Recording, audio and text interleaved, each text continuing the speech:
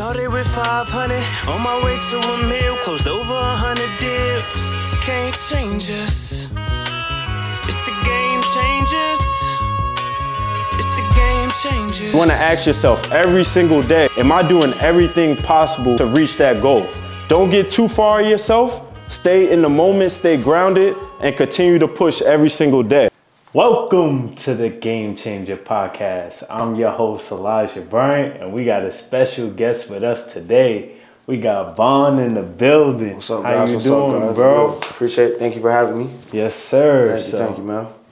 You know, I always started with the upbringing, so let's bring them back, right? All right. Tell the viewers where you're from and a little bit about yourself. Yep, from Fort Myers, Florida. I live in Naples right now, so pretty much been doing real estate, you know, for about 4.5 years now. So grew up in the area, got a little background of it, so it's been pretty good. Okay, good, yeah. So we got a lot to talk about because that Fort Myers, that Southwest Florida, that's a big market for a lot of us. You know, I made a lot of money there. I know a lot of people made money there. So, you know, but a little bit about your upbringing, right? Do you have siblings?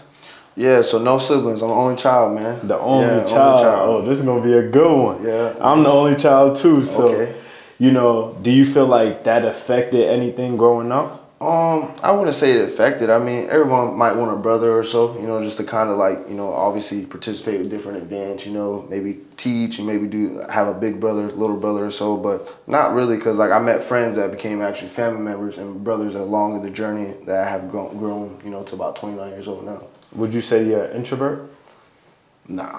Okay. Nah. Because usually only childs be introverts. Yeah, nah. You know, so, okay. So, all right, so did you go to college? Yeah, I went to college. I went to, I played ball in Ohio, like at Springfield, Wittenberg, and went to Springfield for like 2 years. And then pretty much I got injured, came back home, went to FGCU, graduated from there with my bachelor's.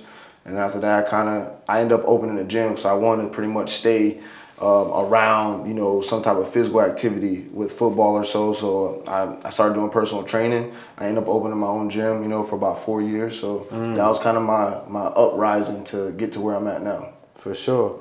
So you got this gym going. What made you even look into the real estate aspect? To be honest with you, so I had a couple clients that pretty much came, they were snowbirds, and they had Airbnbs. So like they was like, oh, Devon, like you're a people person. I think that you should, you know, look into it. I think you do well for yourself.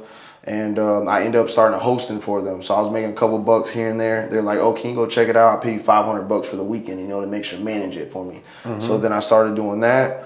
And then I was like, you know what, let me just go ahead and give it a try. So I went and took my test, passed it, and then after that, it's been kind of history. So it's been great. Okay, so you went the traditional route. Yeah, traditional route, yeah. All right, what influenced that? I would say just because of they were already on the Airbnb side of it. You know, they were getting ready to sell, so they needed me to obviously have a license. So, you know, I was like, let me give it a try, you know, because a lot of times people say it's hard, you know, but I ain't gonna lie. I mean, I failed it a couple times, you know, but it's really not the point of it. The point is after you fail so many times, and then once you get past it, it's kind of like you look past that, because you are now, it's like I had to pay, you know, a couple bucks, let's say over about $500, you know, to retake the test. And my first deal kind of covered it. So I was like, oh, I'm not worried about that loss, you know, so. Yeah. And now, what made you even look into the land space? Because now I know you're doing the traditional route, you're getting into houses. So what made you even pivot into the land space? So more so of it's quick transaction, easy closing. You do 2-week closing sometimes, quick clean deed, you know. So it's a lot of people have certain funds, you know. A lot of investors you run across might have 100,000, you know, a little more, where now they're looking to buy land at like a cheaper price range, you know. You can find a package deal or so. But me personally, since I knew the area, like I rode four-wheelers pretty much all my life, you know, when I was young. So I'm going by these areas all the time now. So when someone calls me, it's more so of like I can pick up and say, oh, I know that area, you know. So now it makes the deal a little easier. I know the land, you know, Cape Coral, you know that area a little bit more. Got a little, it's a little picky with endangered species and stuff, but more so like Lehigh area, Naples, you know, it's a lot that you can learn behind it. That's pretty cool, you know, obviously you can help navigate and honestly educate the next person. For sure, for sure. Is there like somebody you've seen? Is there like a YouTube that you came across, maybe an Instagram post that influenced that, or did somebody just bring you a deal? Yeah, I would say no. It pretty much just brought me a deal. So before I got my license, I already had some guys that were already talking to me about their property as is. I didn't really like get into like obviously buying some land at first because you gotta have some funds saved, etc. But yeah, pretty much they brought me a deal. And then I kind of like the first time I pretty much I put it underneath my business, and I was able to find a buyer. So that's when I kind of learned how to do the whole wholesale, the assignment of contracts and everything. So it worked out perfect. Yeah. So now it's kind of more so as I do it. How much you made that deal? 5,000 on it. You made 5K. Yeah, okay. So it worked out. On your typical traditional side, how much are you getting on the commission? It depends because like I go and attack, like when I go to a seller now, I talk to them about just a flat fee, because when I bring up a percentage to them, they start doing math, they start thinking, so it's more so if I give them a flat number and I say, hey, I'm gonna charge you this X amount of dollars to sell your property, and I'm gonna be paying out the opposite agent, then it's kind of like it gets them a little bit easier, Yeah. Instead of me saying, oh, I'm gonna charge you 10%. Now they're like, that's a lot of money, They're looking at the end number, and then now they're doing the calculations. Yeah, correct. So correct. I like that you do that. That's a good strategy, because now it minimizes that thought process. They know exactly what they're dishing out, and it's going to the buyer's agent too. Yep. So now they know what they're taking home, and it makes them feel more comfortable. Yeah. Do you do this strategy with wholesalers too? Yeah. So I mean, yeah, it depends on obviously what the selling price is. I do a flat fee on it, and then anything over, what I try to do is I try to at least match the commissions, because the reason why I say that is because if you got a party A and you got another agent on the opposite side, so when I go ahead and list it on MLS for wholesale, etc. What happens is a lot of these agents, if they don't see what they're making, and they would literally just pass on the property, It kind of sucks to say it. So like, for certain grinders and, hustlers and everything, a check's a check, but to some people, they want to make X amount of dollars on it, which you can understand. But at the same time, I try to make it at least where it's even to like what's on the MLS already, what someone might be paying out, So sometimes you might see someone paying out almost $2,500, that's just to the buyer side. And then you got the seller side that still needs to pay the seller's agent. So they might be paying out almost like $6K in commission, So you got to kind of make it match, which I try to do the most I can. Sometimes it works, sometimes it don't, but it really comes down to maybe that opposite party will understands the numbers and they want to sell it fast, So I usually tell like a lot of wholesalers that, if you don't have no end buyer of your own, it's like why not just give it a try on the MLS, try to get that sale at least before you lose it. So let's see what happens. Yeah. Have you ever came across a deal where a wholesaler couldn't find a buyer and then they utilized you? Oh, correct. Yeah. So let's talk about it. Yeah. So one of the members from the group, pretty much, he couldn't find an end buyer, so he's like, "Hey, let me give you a try." He never did it before, and I was like, "Oh, let's go ahead and do it." His name was Kevin, so went ahead and sent me the property address. I went list on the market, and it really comes down to obviously too as well that. Depending on what the comps are in the area. So let's say if you see a property on there that is like 20,000 or so, and just sold, for that same amount, I always tell the wholesaler to try to make it competitive. I get it, everybody wants to make money, but if we can list it at 19 and try to sell it, within a couple of days or so, it's easier. That way you're gonna make your money, I make my money, everyone's happy, So but yeah, I came across a couple of deals. That was like my first one I did with a wholesaler. How much did you make on that one? $2,000. $2,000? Yeah. So okay. Usually I make about $1,500, $2,000 a pop off them, depending. But if you could get multiple of these. Yeah, it adds up. Yeah, correct. Yep. So how many deals did you get within the group so far? About 35 now. 35. Yeah, so it's been lovely. Yeah. That's lit, bro. Yeah. That's what the true definition. If you want to go fast, go alone. But if you want to go far, go together. Correct. You did 35 within the Land Your First Deal group, man. And this lets you know that if you work within the community and work with the community, you don't need the whole grape. You can get pieces of that watermelon, and that's what you're doing. Yeah, a lot of times too, what was worked is that, let's say like, a lot of them say like, hey, let's JV on, a deal or so. That works out great as well, because, you know, I might have like expired lists or maybe some other, you know, list I can send over. And if I know that, you know, a person is dedicated and he want to work too, because I really go off of like a word, you know, I can't really say like, oh, you absolutely going to give me the, you know, the lead or whatever the case could be once I send it over to you. Yeah. But what happens is, you know, I go off word. I'm big on my bond, you know, like if I'm going to do business with you, I'm going to do business with you, you know, and try to get the deal done. For sure. So like when I send over them expired list or so, they'll send it back over the address to me and be like, hey, look, you know, it was actually pretty cool. One of the guys, he called me, he was like, yo, he's like, you just, you sent me a list. I got someone on the contract, you know? I was like, oh, that's what's up. So he's like, let's JV it. Let's get it done. So I went ahead. I said, all right, cool. Shopped it out to a couple of people that I know and we got it in the contract right away. That's what's so up. It worked out. Yeah, we both made about $5K each off it. That's lit. Yeah. You know, I love this strategy because you're not doing your own like seller marketing. You're doing your marketing to get closer to the people that's actually doing your business. You know, so I like that strategy because now you could get multiple deals without, you know, having to deal with that headache with the seller. Because that's usually the hardest part, the negotiation with the seller. Yep. No, for sure. So like, well, I have figured what works is that like, you know, I always went by that pretty much, you know, time is the essence, right? So like if I'm doing so much, you know, around other areas, if I'm busy, etc., it's like, you know, you rather bring in someone else to help, you know, make money with you because you make a relationship with that other person. And what happens is that relationship is going to build and build and build. And now y'all both making money together, you know. So now everybody happy, you know. You feeding them, they feeding you. You know, you giving them calls, you giving them a list of cold call, you know, etc. You got them on scripts. They know what to say. They get them on the contract. So it's like a win-win situation. For sure. So it works out perfect. So let's say this, right? There's somebody in, let's say, Wyoming. Right? They just graduated college. They want to get their license, but they're interested in this land space too. They seeing the money. They're in my land group. They seeing people close deals, right? What are the first steps that you would say to them so they could kind of pivot and do the same route as you? Like looking into the land and looking into like the traditional side, getting your real estate license. Getting your license. So I would say, you know, it's really two different sides of it, the way I look at it, right? So obviously, you know, when you're dealing with the wholesale side, you're kind of dealing with a seller and maybe a direct buyer. Now, when you're dealing with the real estate side, a little more emotional, I would definitely say. You got a lot more regulations and rules that you got to follow, obviously, you know. So you got board fees you got to pay for, you know. You got to have the X amount of dollars, you know, set aside for the year.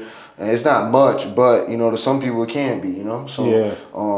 But if I was talking back, you know, to that younger person getting into the real estate field and just looking at it, yeah, land is easier to do for sure, you know, because you, like I mentioned, it's easier, it's a quicker transaction. It's a less amount of dollar point too as well, you know. So some people might have 50,000, you know, around where they can invest, you know, 20,000 in a piece of land instead of trying to, you know, go find something, a property like a house or anything on the market. Just a little different. That's it. For sure. And are you looking to, you know, start your own real estate business, or are you gonna still stay with your firm? Yeah, I'm pretty locked in with my firm right now. Just because we run an office right now. So me and my buddy William, we end up starting our own office down in Fort Myers, Marzuko Real Estate. So it's it's another location that we obviously branch with our broker with. And we pretty much been running it good right now, how everything is, you know. If those time comes, those time comes. But as of right now, you know, I'm pretty comfortable where I'm at. I don't like staying comfortable, but you know, I'm able to at least get in there. I'm able to educate others on what I can do, how I can help them out, and that's a great aspect of the real estate side, because once you learn like certain knowledge behind it, you literally, I can go help out a whole room, go do the same thing what I did, and now they give me your flowers back, you know. So it's a great feeling. So now it feels good. Like I had an agent today. She just closed like on her first deal. It's a residential, not land or anything, but you know, from her coming in day one, like literally got her license. She was at another brokerage, wasn't learning much. It wasn't fitting her to her needs, you know. So she came over to ours. Pretty much coached her up a little bit, told her what she needed to do, and she had now she got 2 deals under contract, you know. So now for me seeing that and seeing her happy and her clients happy, it makes you feel good. Like, damn, I did something. For sure, yeah. And that's one of the best giving back feelings. to the people, you know. I tell people all the time, I feel way more happier when I help somebody else close a deal than when I get a deal now. Close the 10K. And I get more joy seeing somebody close a 13K in the land group. Yeah. You know, closing a 5K in the land group. You know, and then I also feel like it's like you're planting your seeds. Correct. Right? One person learns from you, gets the education. Now they're closing deals. They might close deals with you, but now they're gonna teach somebody, and now this is all happening from your whole triangle. It's a whole pyramid, you know, just going right back and forth. The money literally stays in the same circle, you know. It can be, you know. So that's what I love about it. Honestly, I love the educating part of it. Sometimes get a little headaches, you know. Don't get me wrong, because you know it really comes down to how I like to say, when you got another person that understands the business side of it. I think that's the most easiest aspect of it all. When someone understands business and comes maybe from a business background or just in general just clicks with it right away, that's what makes it a lot easier, because then it's a little more smoother for them. They're not like, you know, stressing about it. It's kind of like, oh, I understand the terms, the terminology, you know, how to get the deal done, how to talk to people, so a little easier for sure. And they don't get discouraged like if the deal doesn't go through. Yeah. Because that's what happens when people have 9 to 5s, you know. Yeah. If they put the A with the seller, they get that contract, they get the contract with the builder, but now there's a turtle on the lot. Yeah. Now they want to quit. But it's like you got to keep going. You're going to get 100 no's before you get 1 yes, man. You know, it just comes with being an entrepreneur, trying to run your own business, you know. So I go by this little saying, right? Not everybody's gonna shake my hand, not everybody's gonna shake your hand, you know. But if you can connect with that one person, obviously, and then you know if they have a different type of clientele that connects with them, it's okay, you know. You can't get mad about it, you know. So you kind of just gotta let it alone. Go find your clients that want to work with you. So you find them clients that want to work with you, your business is gonna grow like substantially, you know. So I can say that for sure. For sure. So people click with you more. Yep. So what does your vision look like within the next 2 years? You having the knowledge that you have right now, seeing things grow, like what does your vision look like? Well, I will say, so I already own like 3 properties now, so I pretty much want to get like at least like another like 3 underneath my belt, 4, you know. So I got a single family already. I got like 2 pieces of land.